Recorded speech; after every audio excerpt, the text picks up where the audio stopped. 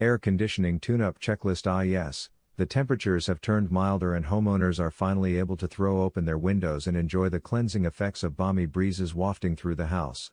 Enjoy these precious couple of weeks, because it won't be long before summer's heat is upon us, forcing us to close those windows and rely on our air conditioning again. Spring is the perfect time to take out your air conditioning tune-up checklist so that your unit will be ready to roll on the very first day you need it. Don't have a list? Here's one to help you out. Do everything you can on your end before calling in the professionals. Remove the cover from your outdoor condenser and make sure the area is clear of stored summer furniture, bagged leaves left over from fall, and other hindrances. Make sure the condenser coils themselves do not have vegetation growing into them or leaves stuck in the unit from last year. In order to function properly, your unit needs to be able to draw in air freely. Call your favorite HVAC professional early.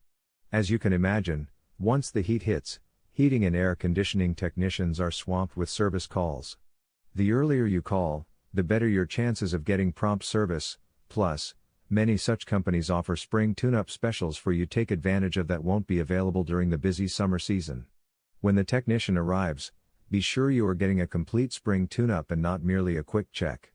The services he provides should include cleaning and replacing AC filters, checking and calibrating your thermostat, checking refrigerant levels, cleaning evaporator and condenser coils, oiling motors if needed, checking and servicing all electrical components. Once your technician gives your AC the thumbs up, you should be ready to face whatever extreme heat the season sends your way.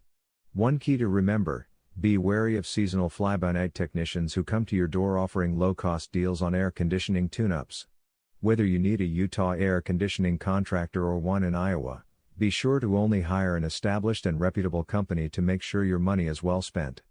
Carolyn Ethington article source, https://ezinearticles.com/expert/Carolyn_Ethington/4668816